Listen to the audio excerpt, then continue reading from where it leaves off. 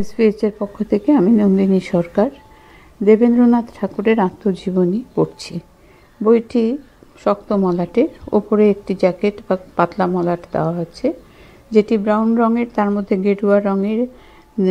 গেরুয়া রং দিয়ে দেবেন্দ্রনাথের প্রতিচ্ছবি ছাপা আছে। বইটির পেছনে লেখা আছে, যে নিয়ে আনন্দ, দুঃখ, বেদনা, হাসি, কান্না সব কিছুকে নির্লিপ্তভাবে গ্রহণ করতে পারেন, যিনি আনন্দে উদ্বেল হন না, দুঃখে ভেঙে পড়েন না, যিনি ভয় এবং ক্রোধকে নিয়ন্ত্রণ করতে পারেন, তিনি যথার্থ জ্ঞানী, তিনি সাধক এবং ঋষি। মহর্ষি দেবেন্দ্রনাথ আন্তরিক সাধনার মধ্য দিয়ে প্রতি মুহূর্তে নিজের উত্তরণের চেষ্টা করেছেন।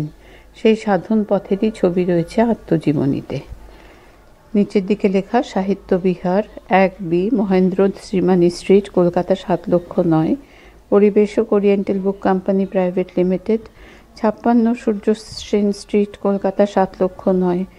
ফোন 23504534, 23540728। Email sahityavihaar@gmail.com। ISBN 978-81-931372-7-7। মলাটের জ্যাকেটে বইটি খুললেই যা বাঁ দিকে লেখা আছে সেটি পড়ছি।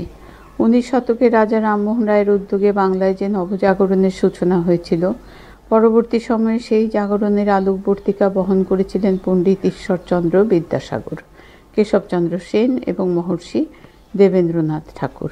ব্রাহ্ম সমাজ শুধুমাত্র ব্রহ্মকেন্দ্রিক ঐশ্বরিক উপাসনার কেন্দ্র ছিল না, হয়ে উঠেছিল সমাজ সংস্কার কেন্দ্র। ব্রাহ্ম সমাজ স্থাপনে রামমোহনের মুখ্য সহযোগী ছিলেন জোড়াসাঁকোর ঠাকুরবাড়ির প্রিন্স দ্বারকানাথ ঠাকুর। পরবর্তী সময়ে ঠাকুরবাড়ির সন্তান দেবেন্দ্রনাথই হয়ে উঠলেন ব্রাহ্ম সমাজের প্রাণ পুরুষ। পারিবারিক ব্যবসা এবং বৈভবের মধ্যে থেকেও তিনি ক্রমে হয়ে উঠলেন নিরাসক্ত। অন্তরে তার ত্যাগের প্রশান্তি। প্রাচীন ভারতীয় দর্শন আর উপনিষদের বাণী হয়ে উঠল তার পাথেয়। প্রিন্সের পুত্র ক্রমে হয়ে উঠলেন মহর্ষি।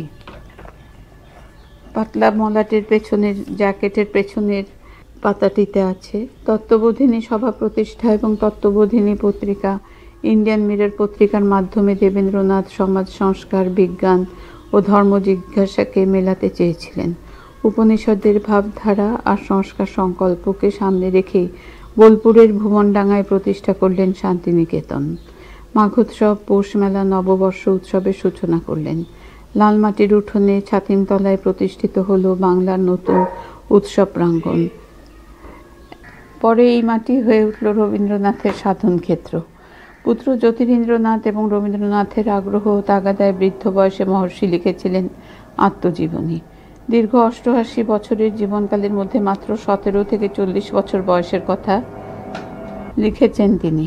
কিন্তু পূর্ণ জীবনকালকে জানবার আগ্রহ থেকেই পরিশিষ্ট অংশে মহর্ষির পূর্ণাঙ্গ জীবনকালের সংক্ষিপ্ত কাহিনী সমকালীন ঘটনাবলী সহ সংকলিত হয়েছে।